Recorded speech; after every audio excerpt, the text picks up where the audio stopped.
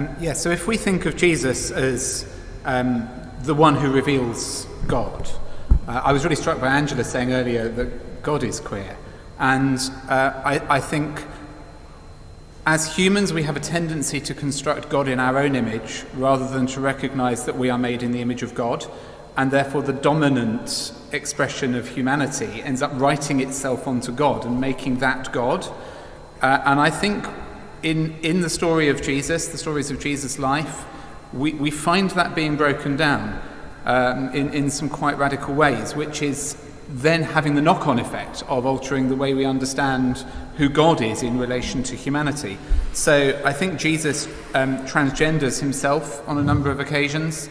I think, just a little phrase where Jesus is lamenting over Jerusalem, longing to gather Jerusalem as a mother hen gathers her chicks. I think if you look at the foot washing from John's Gospel, foot washing elsewhere in both Old and New Testament, it's consistently done by women, and yet Jesus takes that on. People often cast that as being the servant's role. It was the woman's role, and Jesus does it and becomes the woman at that point.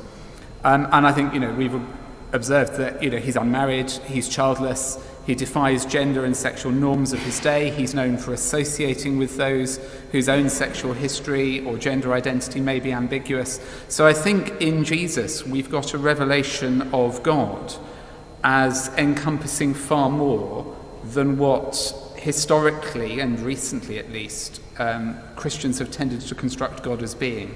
And I think there's a bit of an antidote to heteronormative idolatry in the story of Jesus. Yeah, absolutely.